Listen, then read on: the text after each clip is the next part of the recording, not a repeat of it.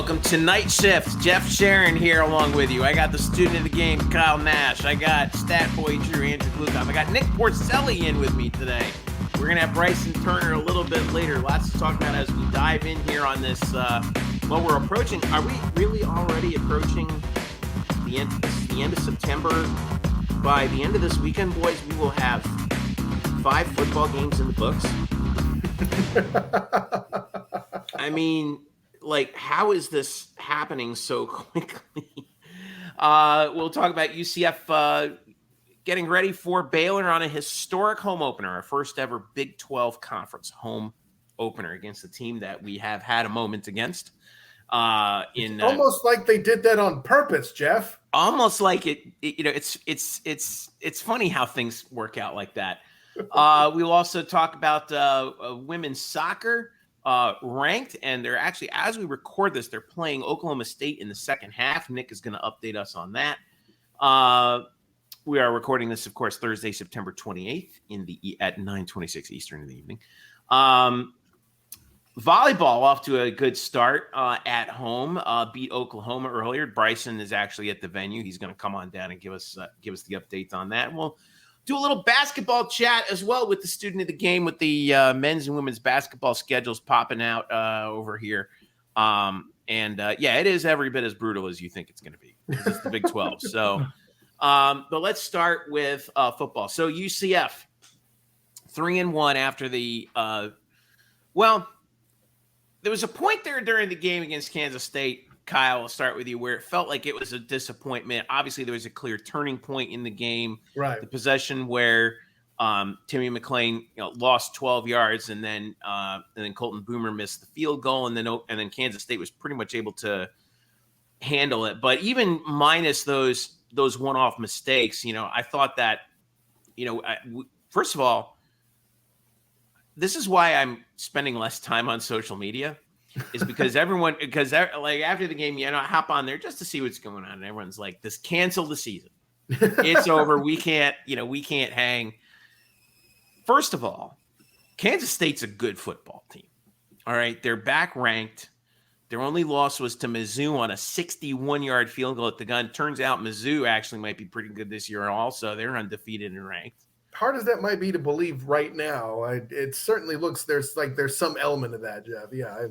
And K-State, I think they got a good football team this year based on what I saw, because they were physical. They dominated this game on the line of scrimmage and really wore UCF down. I don't think that was so much UCF's fault as much as just how good Kansas State is right now. What did you think? Yeah, well, and I feel like the offensive line overall outperformed the defensive line. Let me start there. But yeah, there was UCF's offensive line outperformed. Okay. Thank you for that. Right, yeah. UCF's offensive line, I think, fared better against their Big 12 defending champion competition than the defensive line did. That's not to say the defensive line didn't have moments, but clearly you were struggling some. You gave up a 200-yard-plus rusher. By the way, also the offensive player of the week against UCF. I don't think that's something I've seen happen in the time I've been covering them. Welcome to the Power 5. Also, I think Drew might even agree with me to an extent with this. As much of the woes as the defensive line had, the linebackers, I think, had their share of struggle too. 165 yards in receiving yards by running backs and tight ends, aka non-wide receiver targets, right? But that tells me there's a lot of checkdowns or a lot of targeted passes to places where they feel like the defense will not be. Offensively, I know everybody's pointing to the big loss play where Timmy McClain was trying to make too much happen, which frankly, I'm not exactly convinced John Rice Plumlee wouldn't make a similar type of mistake trying to make something happen.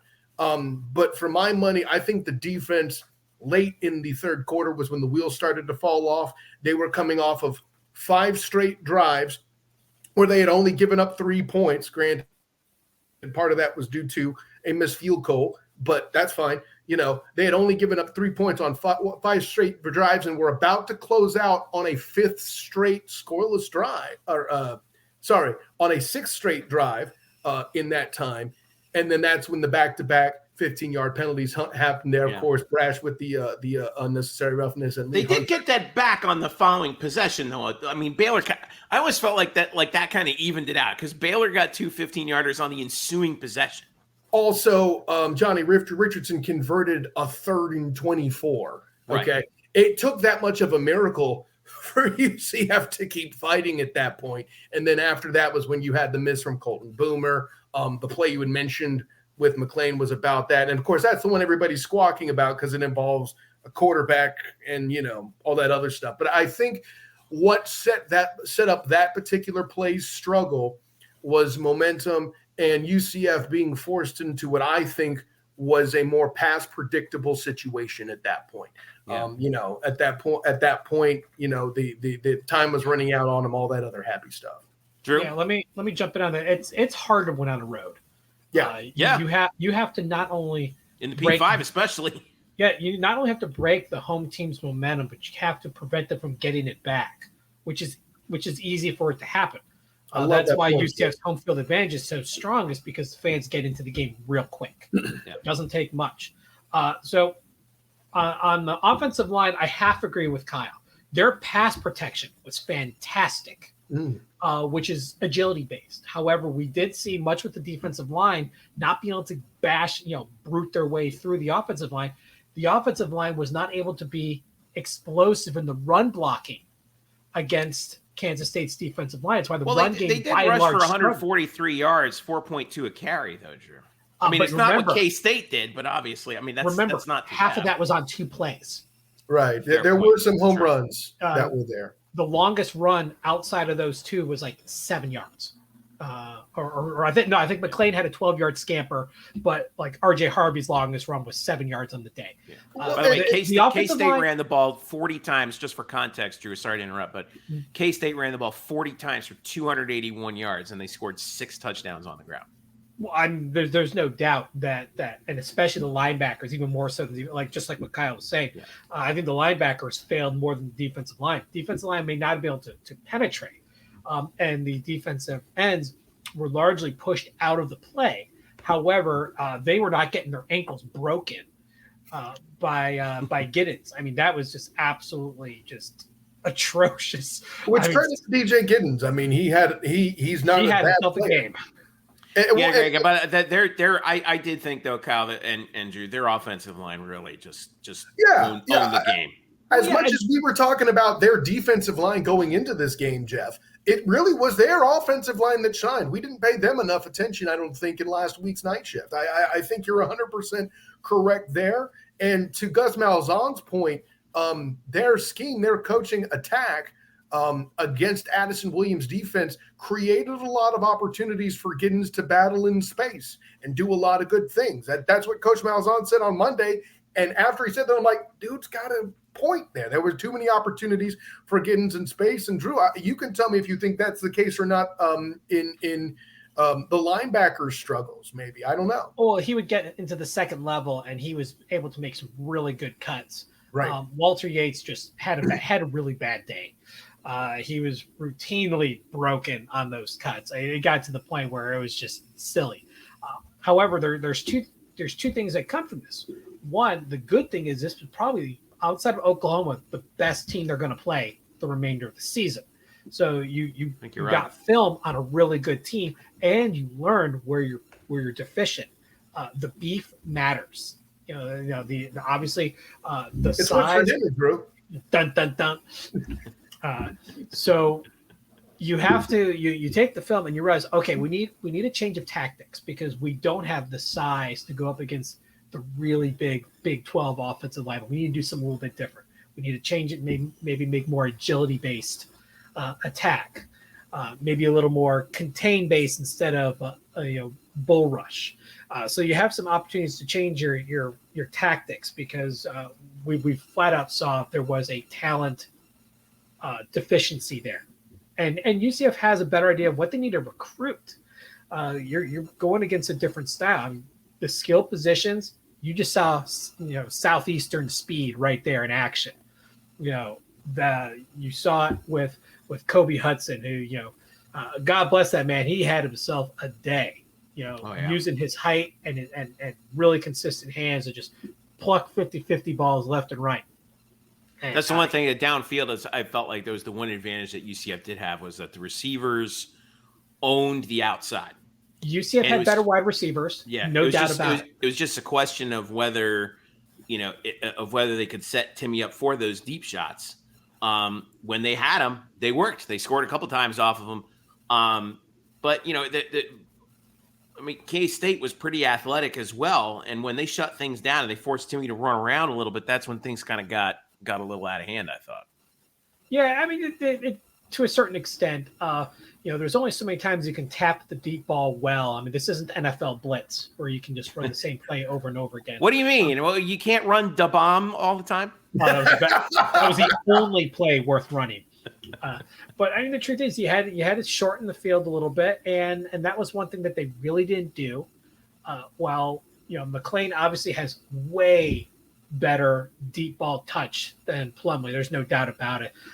He has to work on his vision and shorten, sometimes shorten the field instead of always looking for the home run ball. This creates great film for him to study. Because, I mean, here's the truth. He's still QB2, but this is setting him up for next year. He's still got 2 more years of eligibility after this. So, I mean, he could easily be the guy going into next season, but we just saw things he needs to work on, and hopefully he does take that to heart.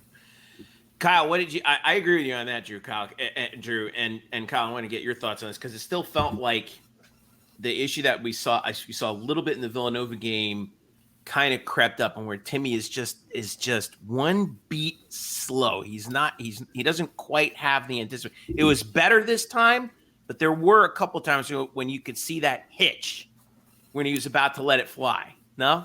I mean, I think you're observing. I'm not here to say it's not there at all, Jeff. That would be completely inappropriate to say.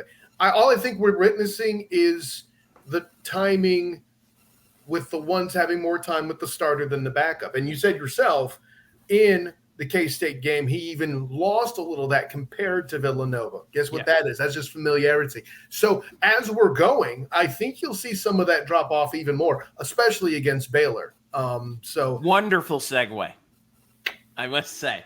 That was impressive. Let's talk about the Baylor Bears and Dave Miranda. By the way, Baylor's off to a bad start. Right, they're 1-3. They lost their opener to Texas State at home by 11 points. They lost to Utah by 7 at home. They beat. I didn't even know Long Island University had a football team, and I'm from that area. And then they lost last week. They beat LIU. They lost to Texas 38-6 last week at home. This is their first road game of the year, and they're kind of fighting and scraping for their season right now. And this is incredible for a Dave Aranda coach team. Dave Aranda obviously made his mark as the defensive coordinator for LSU under Coach O.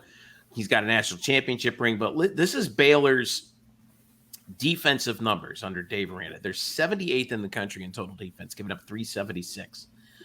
They're 104th in rushing defense, 171.2. If you're Gus, you're licking your chops at that. 49th in pass defense, 204. That's not too bad. But you combine that with the fact that, I mean, we're used to, when we hear Baylor, we think offense, right? Back during the old Art Briles days and even to some extent Matt Rule. But their offense is fairly mediocre. They're 61st in total offense at 404 a game. They don't run the ball particularly well at 139. Well, Jeff, let me interject on that real quick. Their starting quarterback's been out. Yeah, that's true too. Blake Shapen has been out. He did warm up before last week's game against Texas. He's day-to-day still. So I mean, if he's good to go, because he played one game, had 300 yards passing. If he's good to go, that changes this Baylor team. Which there's talk is going to happen. Yeah. If because he's been coming back from an MCL injury. If he's out, obviously you have the very stagnant offense that's very turnover prone. What do you know? Another Big 12 team that's having some quarterback issues here earlier in the season. What do you say? Because remember before the Kansas State game, Will Howard was a game time decision. Yeah, Howard was a game time decision. And by the way, he looked really gingerly out there. Didn't you notice? Oh, he was limping. It was crazy. He was openly limping, even on the long touchdown run. It wasn't Byron Leftwich bad, but it was bad. He wasn't being carried by his offensive lineman, but he looked it looked a little rough out there. God bless him. The kid played a hell of a game. I mean, if this were an NFL show, Drew, I would have made a Kelly Holcomb reference. I'll put it that way. But UCF and now Baylor with quarterback problems, and the spread right now, 12.5 for UCF. So I'd hate to have to set the spread for this damn game. It's like last week though, like it moved. Well, it hasn't actually. No, it hasn't moved as much as last week's game did. That spread was moving all over the place based on whether they thought Howard was going to play. Yeah, I think the reason why the spread's the way it is because of the running game. Baylor's not a running defense. That's not their strength. Yeah, they're not going to. UCF's strength is the running game. Obviously, Kansas State. We've talked about it last week. They're statistically their rush defense was fantastic, and they backed it up. UCF was a little bit more of a fraud in that aspect because they got carved like a turkey. Well, like 143 last week, and UCF is still third in the country in rushing. So they went from and there's another element I want to throw in too. Drew, you mentioned fraudulence in certain numbers for UCF. You call me the old guy on this panel all the time, so Jeff's dropping all this stuff about the defense struggling for Baylor. Not so fast, my friend. See, I had to do my Lee Corso. I'm the old guy. Make your case, old man. Go ahead. All right. So where's your mascot head? That's for later in the episode, Drew. Jesus, you don't blow the wad that soon. Goodness gracious. Anyways, no. But listen, the punchline's this. I think we're taking a lot into these defensive rankings in a small sample size that features them battling two nationally ranked teams. Okay. Whatever you're talking about defensively after facing number 3 in a team that's alleged to be number 10 right now. Yeah, I said alleged. I don't believe in Utah like that. I'm sorry. Whole other question. But the punchline's this. They're ranked so low defensively because they're facing two top-level teams in the country right now that aren't Long Island State, for example. We don't really have that middle ground comparatively. I mean, unless you're counting Texas State, but week 1 jitters and all that. And I think we talked about it before we came on the air. Looking ahead to Utah is a thing that could have been happening in that week 1 game. There is no preseason. That week 1 is it, right? So I think there's a lot of elements there. We don't really know if this Baylor team is just bad to the standards of the Big 12 or bad compared to some of the competition they've faced. We don't know that. The problem is UCF outside of Kansas State really hasn't faced much. That's the other part. Yeah, they did have a the opposite. Yeah, they did have a soft out of conference schedule, which has its ups, has its downs. In this case, Kansas State was able to punch them in the face. I think Villanova, though, being the game that Timmy McClain came out to, is part of why they were successful as long as they were, though, Drew. I agree. Yeah. If Timmy McClain came out, you would have had a straight blowout rather than one where UCF had the lead twice, I totally agree. It turns out that the Kent State game was just an overall dud. It really didn't serve any purpose. Obviously the Boise State one was to give them a road test. If you notice, they struggled through it because UCF has not been a good road team under the Gus Malzahn regime. Yeah, they had some turnover luck that kind of went against them there. Doesn't matter. An article about this whole road team thing being Gus's fault. How many of these road outings have either been just straight flukes, which would actually speak to your point, right? Like that Boise State game was a series of unfortunate events that I don't think happens very often the way that it did. And UCF still won while also losing their starting quarterback. So, I mean, it came with plenty of a price. I get that. But among the teams they've been forced to face, over and above missing starting quarterbacks as they do it, I think we would have to mention at this point too, right? Is citing one Dylan Gabriel and a freshman Mikey Keene, who's now at Fresno State, being part of the factor too, right? And lighting it up, by the way, I should say. Yeah. Well, I mean, he's with the quarterback whisperer, Jeff Tedford. That's true. There is no coach in the country better at developing quarterbacks than Jeff Tedford. I'll fight you now. Listen, that's not a Mikey Keene knock, I think he's just in that situation. But the punchline to all of the above being like, there's been a lot of series and unfortunate events with the road. I don't think it's Gus's fault. If you break down some of these games, they were games where UCF was probably heavily not favored, where the other side was heavily favored. They played Cincinnati, for example, in Nippert the year they're going to the college football playoff. You can't control that kind of thing necessarily. Right. I mean, things do happen. Obviously, let's take out the East Carolina drubbing. But, like the issues at Boise State, those type of things that the receivers have, that's a focus issue. You have the ball in your hands in the end zone, and then all of a sudden you lose it. That's a focus issue. Not saying that's won the game, though, Drew. Let's not chalk that one up as an L here. Come on. Hey, man, that error is an egregious error. Okay, fine, but you travel 2 time zones away to a team that hasn't lost a home opener in 21 years. You play to win the game, and that's what they did. You scheduled the game, you play the game, you win. And they won the game.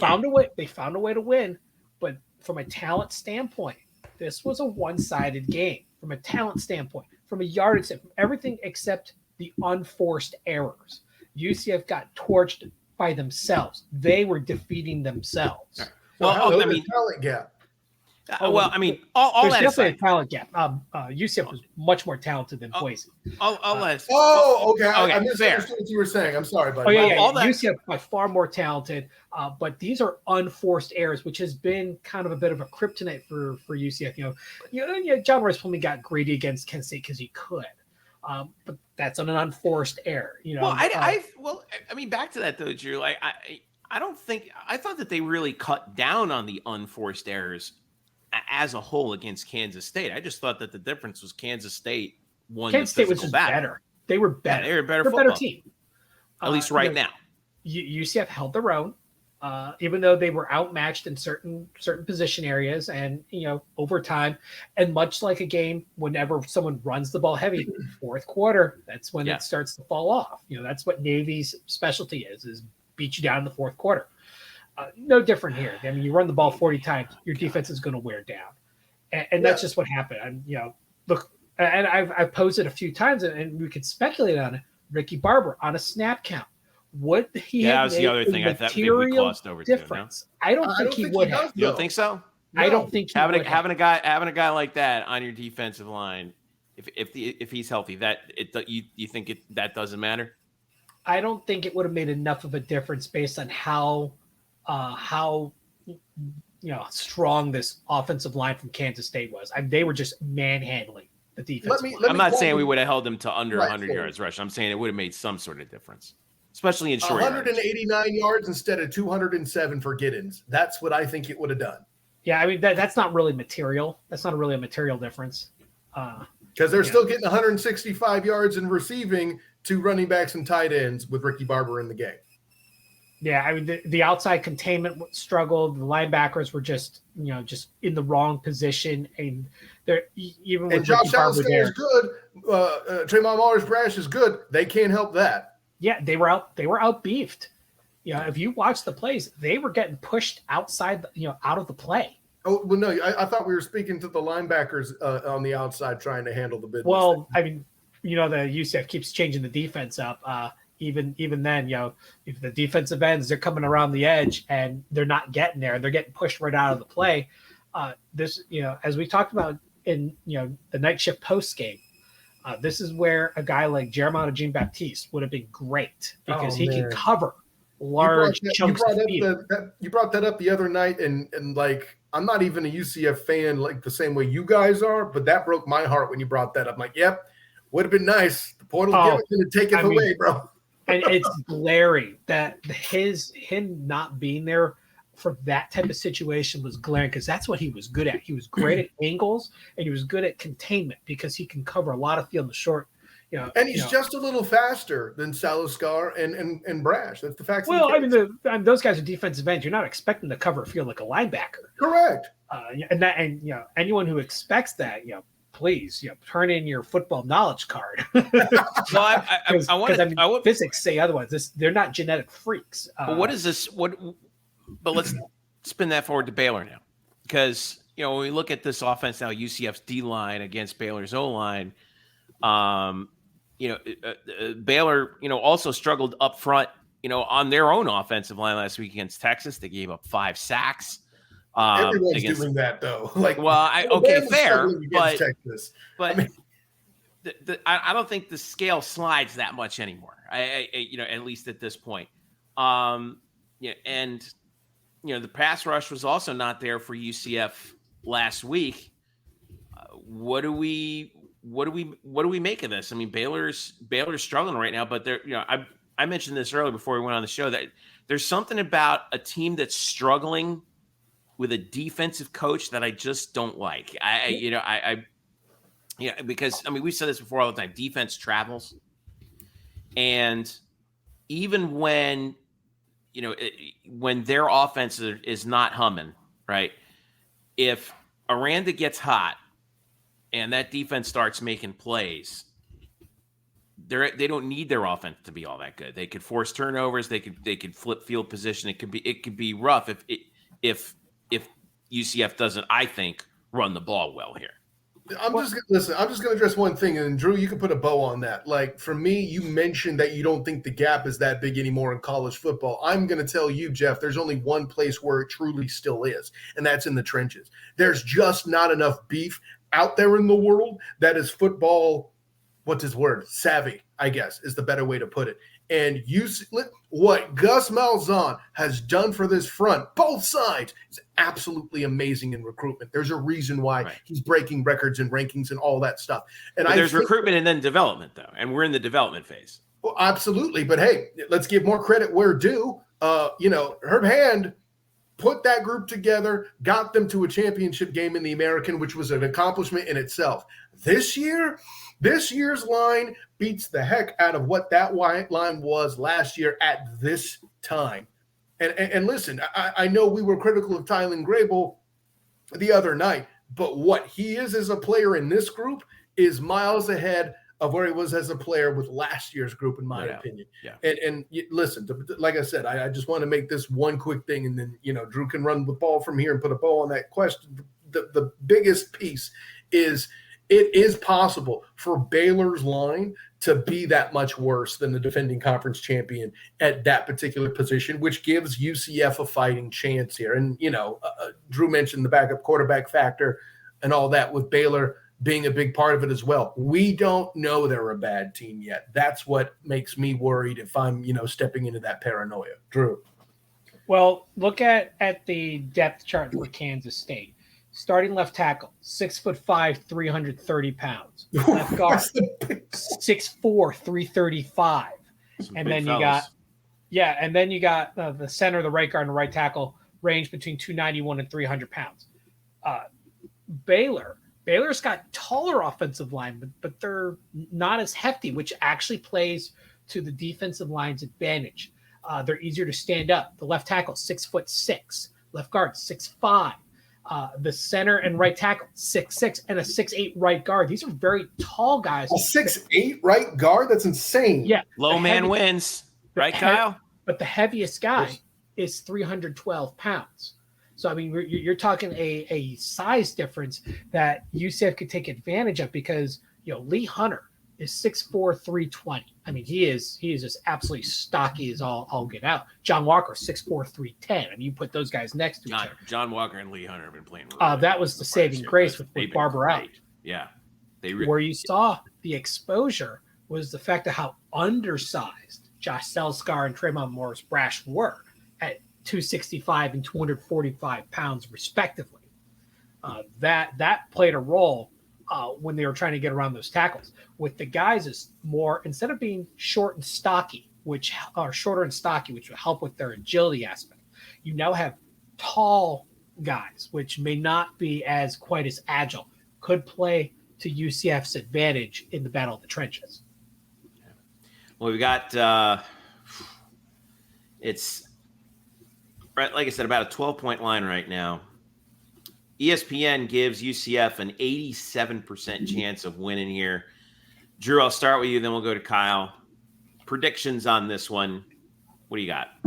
Well, as long as UCF, the football players, can maintain focus and not get caught up in the pageantry of the day during stoppage of play. I think they're going to reset. This is going to be the team that you saw at home earlier this year. They're going to run the ball. They're going to run the ball well, and they're going to score points. And I think they're going to cover. They'll win by 3 scores. Kyle, I don't know if I'm going to go full 3 score on this, but I may or may not be making a Robert Downey Tropic Thunder reference there. But the punchline is this.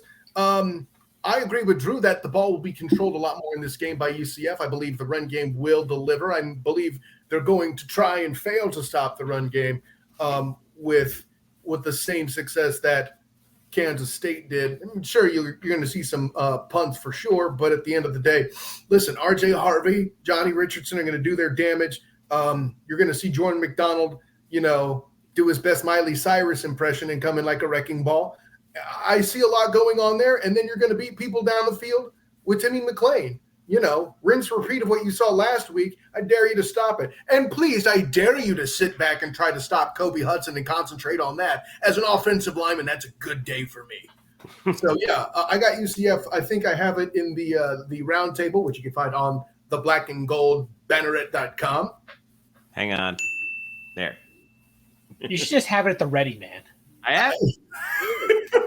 But with all that in mind, I believe I have 34-24 the score.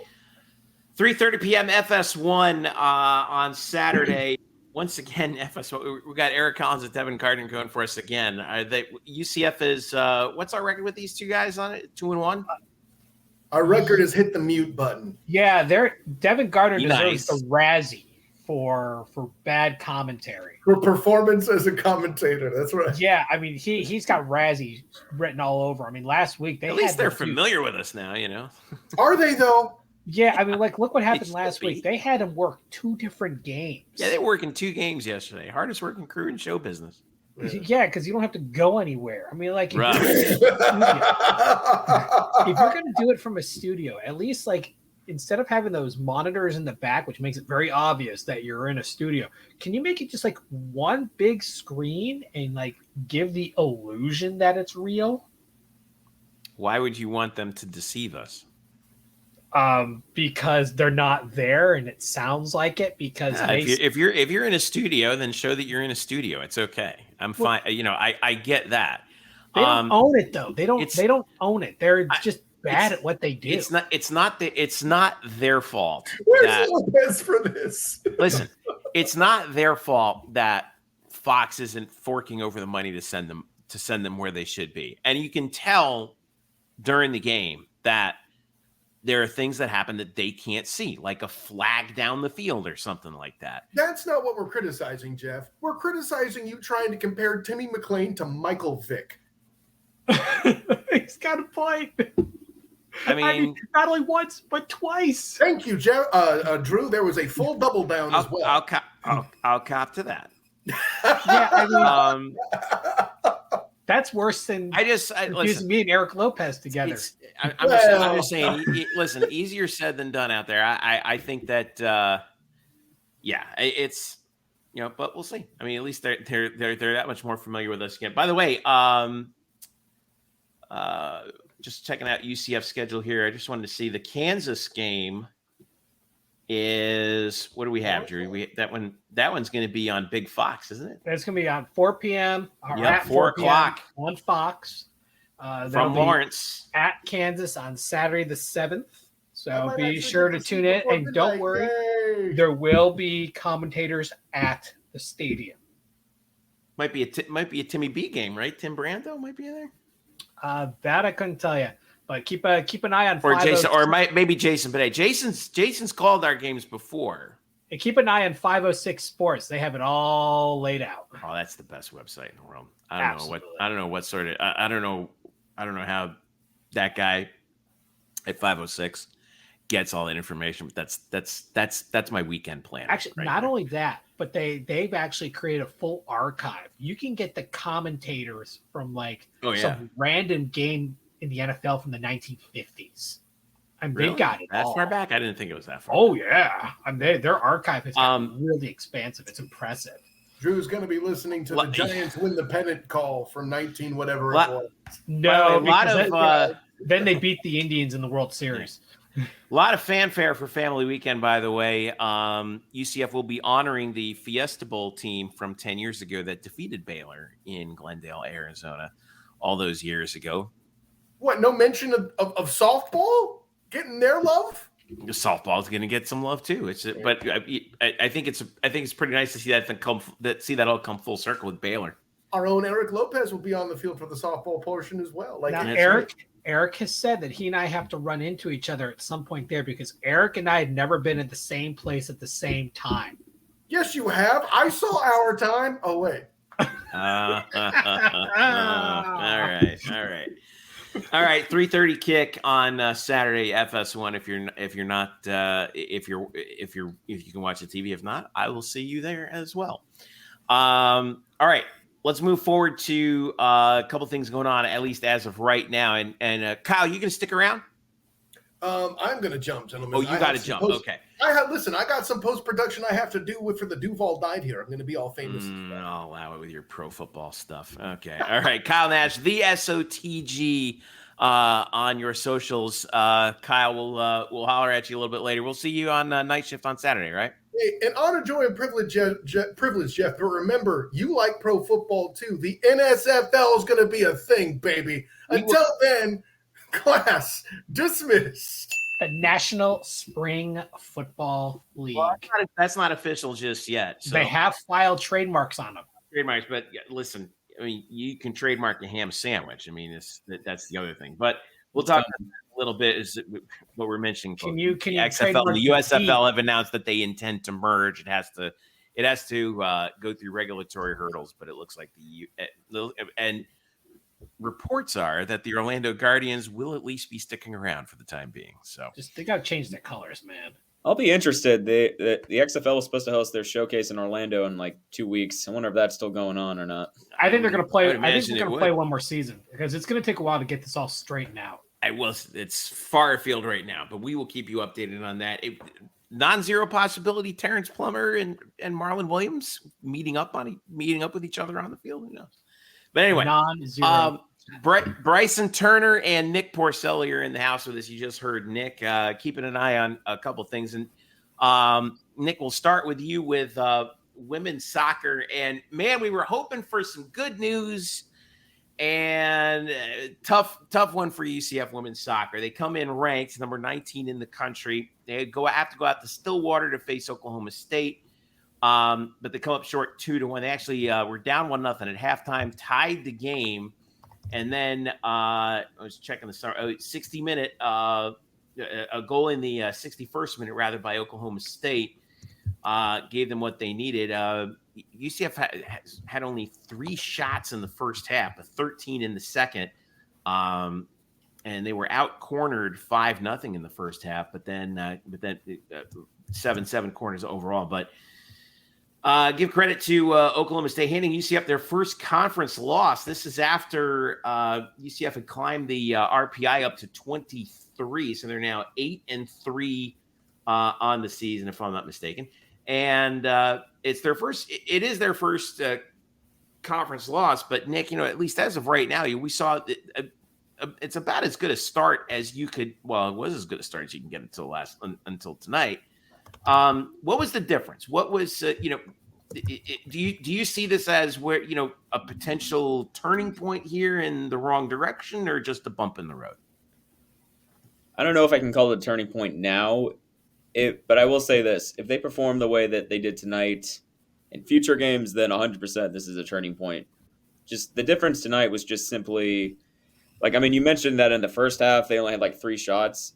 They got a lot better in the second half. They had a lot of time, controlling possession, but they didn't take advantage of the opportunities they had. They were once they got up and, maybe looked like they had a chance or something, they got a little sloppy. They were missing passes. They were kind of just instead of taking their time, waiting for something to open, they're just nah, let's try scoring now. And, the shot would get blocked. A lot more aggressive, I thought, in that second half. Yeah, that's the best way I would describe it. They got a little too aggressive when they did need to be. They could have held onto the ball and maybe created a more open shot, but instead, just to put it simply, Oklahoma State just really locked them down. When they were pressed against the wall, they just prevented them from scoring. And of course, they took advantage of their opportunities. And by the time they had the lead, they were able to just kill clock. Like they managed to start to control possession a lot more.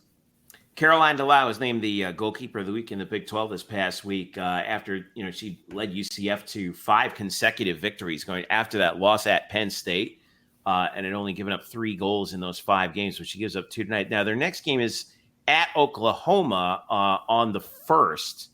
That is going to be on Sunday, Nick. So let's just take a quick peek at Oklahoma. What are your thoughts on that? As UCF right now 7-3, Oklahoma 6-5-1, and really struggling right now. They're in the 200s in goals against average. So here's an opportunity for UCF to really put something up on the board, possibly on the road. No? Yeah, 100%. Right now they're listed at 143 in RPI. So on paper, this is a perfect bounce back game after a tough loss like that. So you'd hope that.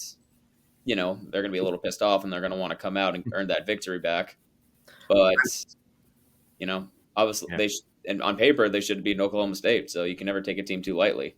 I will say that this loss, obviously it's still a loss, but it might soften the blow a little bit here because Oklahoma State, Texas Tech, and UCF before tonight were at a tie at the top of the table in Big 12 matchup. Oklahoma State is also now 8-0 at home right now. So the Cowgirls have really ruled it over in Stillwater right now. And they're also ranked number 49 in the RPI right now. So this is definitely one of the top Big 12 teams at the moment. So I think if anything else, losing to a team like that on the road, on the road, it's just what it is in soccer. It's hard to win on the road, And it's Bryson stuff, though. Like you get ranked finally. You're coming in with a 5-game winning streak, and then it gets snapped like that. That's tough. Yeah, it's rough. But they have this game against Oklahoma. I think this is a winnable game, and then they got 4 in a row at home. Before the last one. Yeah, UCF. So that's right. The schedule is favoring them right now. They have to take advantage of that. No question. Men's soccer, Bryson. We were watching this during the football game a little bit. Again, they climbed up to number 3 in the polls. Faced number 1 Marshall at Marshall. Down 1-0, and this is they look like you could tell Marshall had their number, but they were right with them. Some controversy at the end of this game last Saturday night. As the clock was winding down, about 25 seconds to go, Marshall's goalkeeper had the ball, puts it down to try it was less of a put down. It was less of a put down and more of a toss down. How either way, but it was but anyway, was it Zane Bubb? Yes, it was Zane. Okay, so Zane Bubb was kind of hanging out behind him and kind of playing possum a little bit, snuck in behind him, takes the ball away, passes it over, and UCF gets a goal with 25 seconds left that ostensibly would have tied the game. Remember, there's no overtime. Except the officials decided to look at it, and they ruled it an illegal slide tackle on the goalkeeper. Now, that was a little tough. It was quite it was a little chippy at the end of that game. There was a lot of arguing going on between the two teams. I think I did see some Marshall guys kind of get up in UCF's face a little bit after the final horn, but UCF loses 1-0 to the number 1 team in the country, which means in the most recent poll, UCF did not drop any spots at all. They stayed number 3, which I think is fair. You lose to the number 1 team by 1 goal in a close game on the road. I don't think you should fall at all. So anyway, that puts UCF men's soccer right now at 4-1-2, but they're winless in conference because they did get the tie with West Virginia 2-2. And now they go to Kentucky. And that game is going to be a Friday night, 5 p.m. Eastern time. Kentucky RPI right now, 119. They're off to a very – they've lost 3 in a row in 5 of their last 6, and that's a surprise because I think we thought Kentucky would be much better this year. They haven't scored a goal in 3 games. Last time they scored a goal was September the 8th against Lipscomb. They've lost at Ohio State 3-0. They lost to Old Dominion 1-0. They lost at home to South Carolina 1-0. So, but it's still Kentucky. They're still a pretty talented team, Bryson. I'm a little worried about this considering that it's at Lexington, which is a tough place to play, and they're desperate, right? So correct. Kentucky's fall from grace has honestly been one of the biggest surprises, I think, of this men's soccer season. I mean, who would have thought that the 2 back-to-back gauntlet matches was not Marshall, Kentucky, it was West Virginia, Kentucky. Right. Now, or West Virginia Marshall, you mean? West Virginia Marshall, right.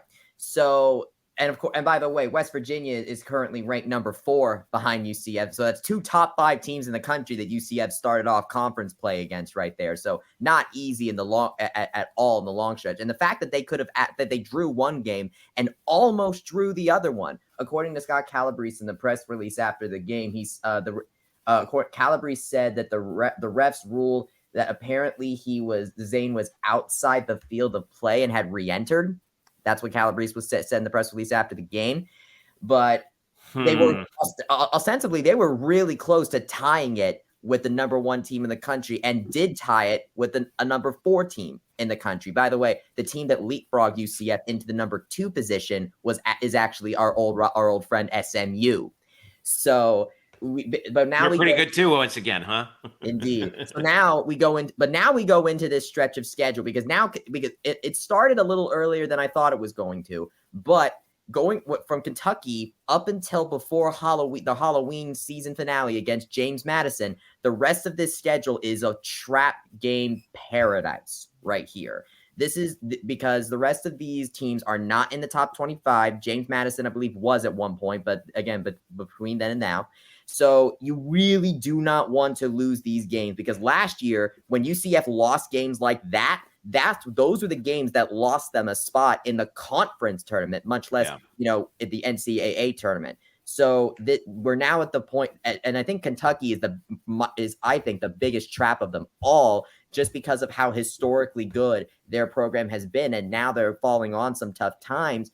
And who knows what that can do to a program that is, I would say, is fairly that I think is really wanting to turn itself around or get something good going right now. Yeah, so, it's been a weird year in the Sun Belt so far because you have Marshall, UCF, West Virginia very much at the top, and then there's a huge gap. Absolutely. There's no middle ground here, but I do think you're right. When it comes to James Madison is like the one middle ground team, I think, because they were but even JMU, like you were saying, I mean, UCF is scheduled to play them in the season finale. Their RPI is 73. They're 4-3-2, but they've lost their last 3, including at Coastal. At Coastal Carolina, and they haven't won since September 9th against Mount St. Mary's. They got off to that hot start when they beat UCLA, but they've cooled off. So, and I don't know what's going to happen with them next because they have South Carolina next. JMU does, and then they're at West Virginia. They already played Marshall, lost 3-1, but.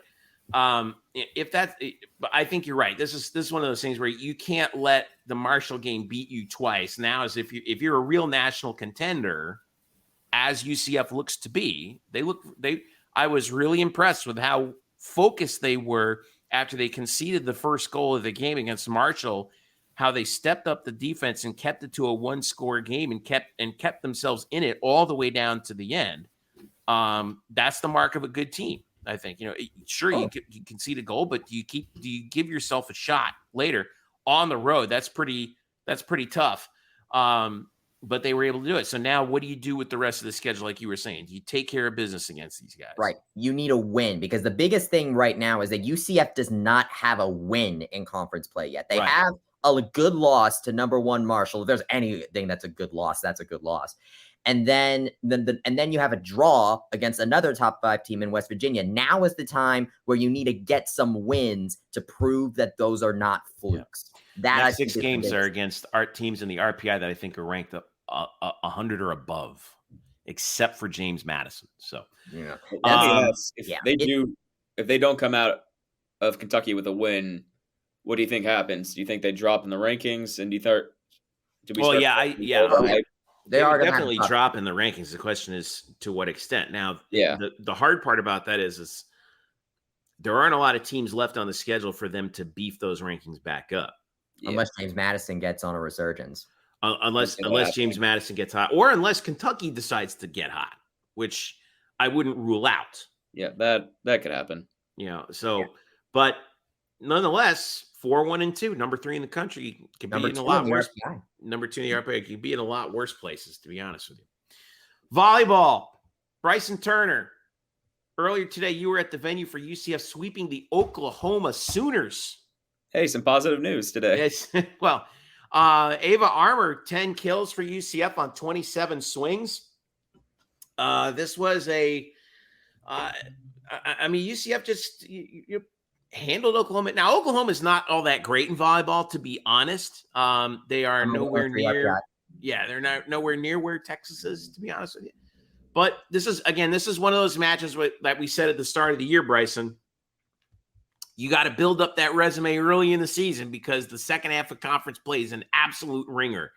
And UCF did what they had to do. They handled Oklahoma pretty easily. Hit 333 and held Oklahoma to 077. So as we look at UCF volleyball now, Bryson, in Jenny Mauer's first year, I think they got to be pretty happy with where they are at 12-2. And they're number 1 in the country in aces per set. The service game has been on point, and 8th in the country in hit percentage. As they roll on through, they have another date with Oklahoma tomorrow, Friday, I should say, at 7 p.m. before they go on the road all the way out to Lubbock to play Texas Tech. But can't ask for a better start than this, no? I don't think you can. UCF is ranked in the top 30 in the country. They're ranked 29 in RPI coming in to tonight against Oklahoma, which is unofficial, right? Because the official RPI hasn't dropped yet. Yes. This was based off of the games through 9/23. So this does not factor in tonight's win against Oklahoma. But if you told me that UCF was going to be in the top 30 and even post McKenna Melville, then I would have been absolutely ecstatic because that would mean the transition has, I think, been nailed in the sense that this team has not missed a beat. I think that if anything, what this team needs to prove over the course of these next few things, yes, they need a win to build up their resume before they go through that gauntlet that is the rest of the schedule, including a game against BYU that has Emily Wilson very excited, given what she told me in the post-game presser tonight. But you also want to get yourself confident, get yourself ready for those matches. And also, I mean, I think now it's the point where you want to make sure that those teams beat you because the Big 12 in volleyball is a very, very good conference. And you want to make sure that I think UCF, if they were in the American, actually, I think UCF would if this were the American last year, I think UCF would once again be right there with Houston for fighting it out for the title, just like they've always had during the McKenna Melville era. Yeah, so would be a race to the end, just like exactly. It was. So as they kept the consistency going, I think if this was the American, this would still be a very expectation-filled season. This would meet expectations. Now it's time to face these new opponents and see how much you can and see how this stacks up to the rest of the Big 12. It's a very standard bearer kind of year, I think. Well, let's take a look at this because at Fig Stats, which is the site that I look at that has the RPIS, I don't know if that's the same one that you look at, Bryson, but there is a high degree of stratification within the Big 12. All right. So you have the low part right now. Oklahoma's 112. Cincy's 146. West Virginia's 186. K-State's 98. Texas Tech 80. UCF's next matches: home for Oklahoma, at Texas Tech, home for West Virginia next week, home for K-State next week. So, I mean that's these next 4 matches are very winnable. Yes. Okay. Extremely. Now, once you hit 10/21 on the calendar, October 21st, October 22nd, they're at Baylor for a pair. You got Baylor is 30th, TCU right now is 29th. Mind you, UCF is 26th. You're at Houston for a pair. Houston right now, 31st. Home for BYU. Thank goodness we don't have to go out there because BYU is 10th right now. Home for Texas. Again, another break that at least you catch them at home. Texas is 19th. And then you're at Iowa State, 35th. And then at Kansas, that's not even a break either at 32. So after these next four matches, starting with Baylor, you're playing nothing but teams that are at least right now ranked in the top 35 in the RPI, at least based on what we see right now. So that's, we talked about the gauntlet. It's coming up, and you got to stack up those wins, right? I've said this since the very beginning of the season. Let's see how this, I reserve any judgments on this team until they reach mid-October. Because once they reach mid-October, that's where we see, okay, is this team still up to par from the McKenna Melville era? And I think so far, they have definitely proven that so far. They still have a few more games to go, but once we hit that, then it's time for the gauntlet where no win is guaranteed. You just really want to try to steal as many as possible. And given that that BYU and Texas, I would argue, are the two best teams of that pack right there. No doubt. The fact that and the RPI bears that at home is a major break.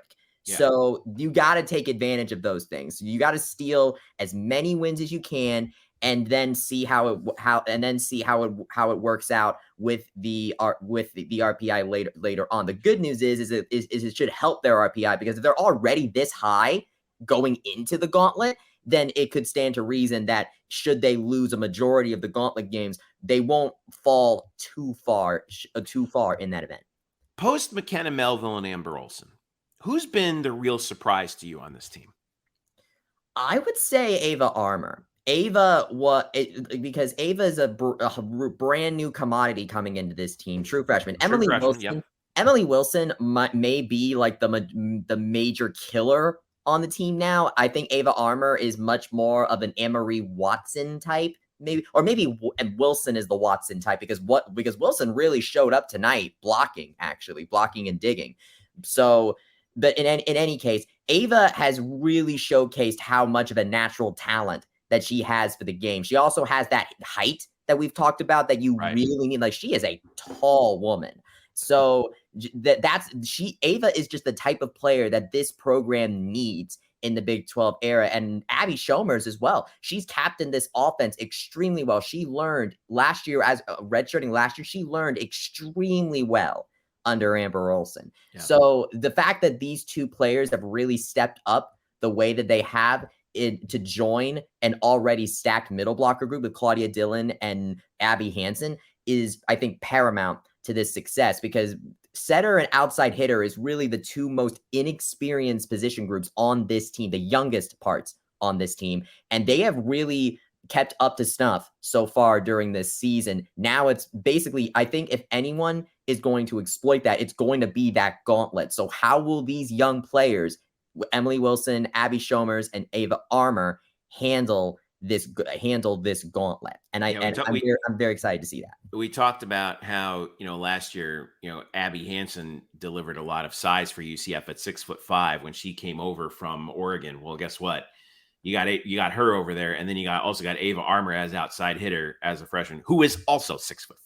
Yeah. So that shows you the step up in size that UCF has had to do, and I think transition quite well. Yeah, and now the offense is more spread out too, because Claudia Dillon and Abby Hansen are now getting much more effective offensively. You talked about the aces. The aces have really stepped up so far this season. That's extremely important to have. Yeah. So it'll be very interesting to see how well this team goes into the gauntlet, but they still have a few more games to do to kind of assess themselves and really build up that reputation. Last little bit before we go, basketball schedule here, and I want to get Nick in here on this as well, because we've been taking a look at it, and Bryce, you provided us with a little breakdown of it too. We have our first breakdown of the men's basketball schedule up on Black and Gold Banneret right now. If you take a look, Eric Lopez has his 12 things that you need to know about UCF's men's basketball schedule on the site. There it is. And listen, we knew it was going to be, speaking of gauntlets, Bryson, we knew it would be a gauntlet, and we were not disappointed, but some neat little highlights for us on this. Big 12 opener at Kansas State will be on ESPN2 or ESPNU January 6th. UCF plays its home opener in the Big 12 against the Kansas Jayhawks. Bill Self and the Kansas Jayhawks. BYU comes to town. UCF goes to Texas, to Houston, home for West Virginia. We got a lot of Big 12 now, ESPN Plus games, but there are some national television opportunities at West Virginia on February 20th.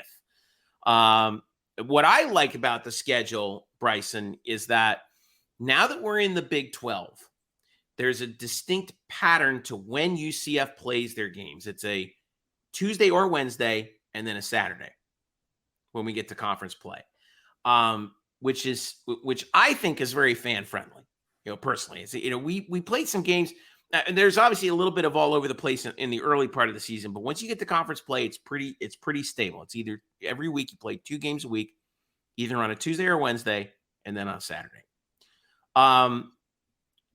Bryson, I'll start with you, and then I'll go to Nick. Your impressions of this schedule right now? It's sort of like volleyball, but if you spread that gauntlet across the entire season. It's volleyball, except it's the whole season. Yeah, exactly. Essentially, the non-conference schedule sort of functions as that early part of the season to really build up your reputation and get yourself right before you hit it. Though I will say they have a good litmus test in the second game of the season against defending Final Four team Miami. So that'll be on the road at that. So that will certainly be interesting to watch. But as far as this Big 12 conference schedule is concerned, I think they also kind of lucked out a little bit on the home front because you get Kansas and Baylor. You get both Kansas and Baylor coming home. And I do not believe we actually go to Baylor. No, we don't. So getting Kansas and Baylor as like your one-off teams at home, which Baylor was 17th in the RPI and Kansas was 9th in the RPI last season. So to get those two at home, absolutely great break right there. Though, of course, you have a defending Elite 8 team in Kansas State.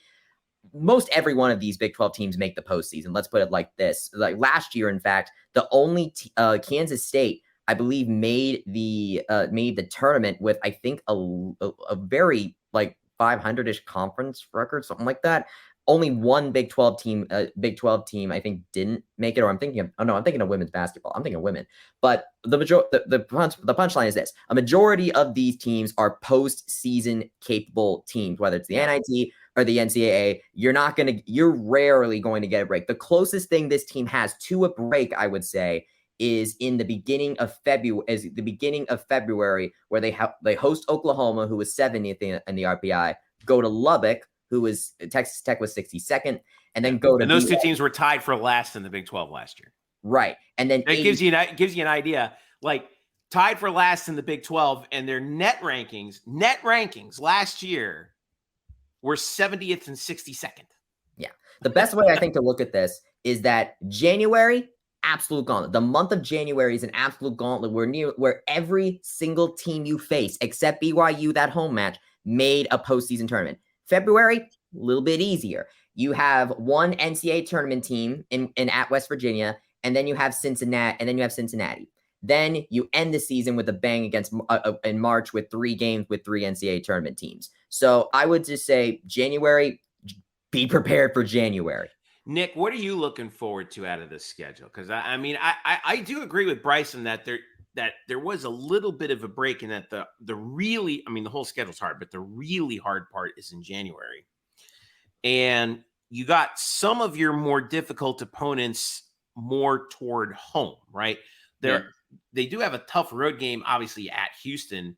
But what kind of Houston team are we going to get this year? We don't really know, because they're in the same boat as us.